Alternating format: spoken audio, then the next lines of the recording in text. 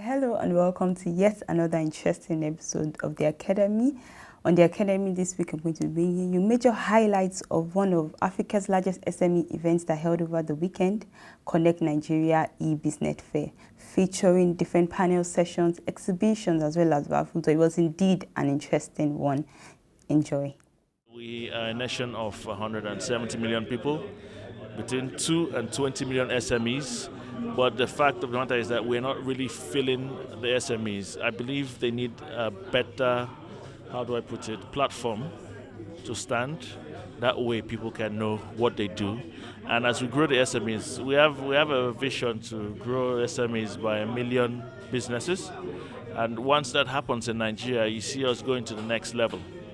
When somebody comes here to learn about business and they take away something and it grows their business, that's the value we want. We want to make sure small businesses grow into big businesses. We want to make sure that our sponsors also are happy, okay, and the cycle will continue. Business is a symbiotic relationship. Not only one aspect will benefit. It's a give and take. As long as everybody benefits, people will be happier. When I moved back after studying and working out abroad for a while, I noticed that SMEs in Nigeria did not have their information easily or readily available, which makes it harder. If I have 10 naira in my pocket and I can't find you to spend it on, you don't make that 10 naira. So I wanted to give, the platform where they can take as much money as possible from potential clients and customers. And that's why ConnectNigeria was born. Now, why is mobile technology important? There were graphs here which had a lot of statistics that would have made it very clear to you why you should start porting towards the mobile technology age. Now, on my phone, I can see them, so I'm just going to tell you there are 3 different graphs here. One talks about statistics globally, comparing desktop usage to mobile usage. The other one has statistics for Africa, global usage, statistics for Africa, desktop usage and mobile, and the last one is for Nigeria.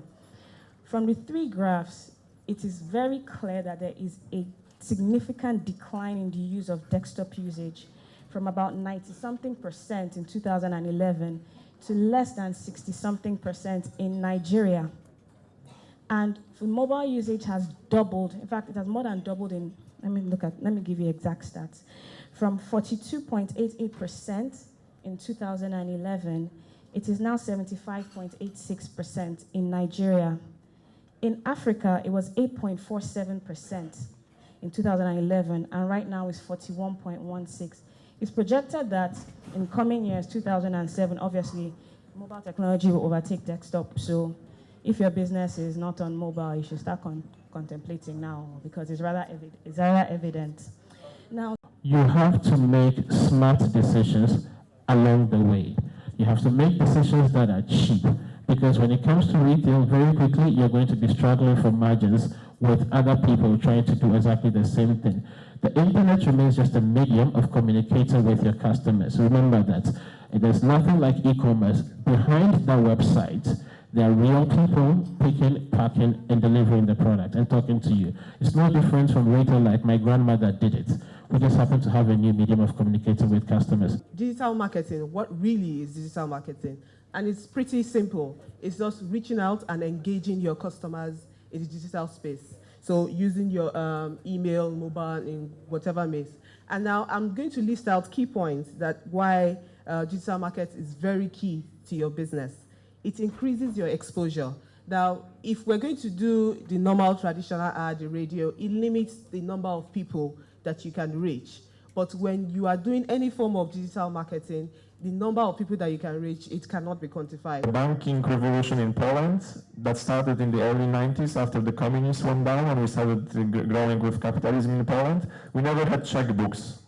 If you go with a checkbook to a Polish bank, they will ask you what that is. We went straight from classic wire transfers to credit cards and mobile payments. So if someone was trying to build a business based on checkbooks, he would fail, obviously. It's the same thing with Nigeria. In terms of capitalism, we're trying to grow faster than any other market because we want to be where they are now. But we have shortcuts. We don't need to build infrastructure. We don't need to have cable internet connection. We can go straight to 4G or 5G. I'm not so good in the technical cases. So we have created a platform that connects riders with drivers. It takes out the travel time of people getting from one place to the other, right? It takes out, because we're partnering with existing transport providers, you have abundance. There is no limitation of the cars that are available, and there is no limitation of the demand that's available. And the last thought I'm going to leave with you is the reliability and efficiency. When there is a platform that works, when it's reliable, when people know they can rely on it, when you know you can open up your Uber app and a car will be with you in a couple of minutes, the possibilities are endless. And we've tried to challenge this. So in London, you have ETAs of 3 minutes. In New York, you have ETAs of around 4 minutes. In Lagos today, we have ETAs of around 8 minutes, where you can get a car to you in 8 minutes, a Toyota Corolla, Camry, a Prado, ML, E-Class, to you in a couple of minutes using your mobile phone. What digital does is, when you think of the analog world, right, you have constraints. So you have a sort of a finite number of resources, you have a finite number of things. You can only do so much. Digital basically breaks all those boundaries. So technology is not growing at a pace of 1, 2, 3, 4, 5. It's growing at a pace of 1, 2, 4, 8, 16, 32. It's exponential. The cost of 1 gigabyte flash drive, a couple of years ago is completely different from what it is today. And that's what we're doing at Uber. So you find that Uber is using technology to connect riders to drivers. So drivers who, before would have had to sort of wait or drive to a destination, they can now stay in their cars and wait for the ride to come to them. So you're cutting out burning petrol, you're cutting out inefficiencies, you're giving this driver much more money. And we actually talk about the perpetual Uber ride, a ride where you get to a point where you're actually sharing the same car using technology and the driver just keeps driving, right? And that's the vision. Technology just breaks all those boundaries. Mentioned earlier in the conference, we see customers spending up to 6 hours on a weekly basis just to do their grocery shopping. So we said, how can we solve this problem for them? And we went out there, signed suppliers, put the content online, and we deliver groceries to anywhere in Lagos within 3 hours.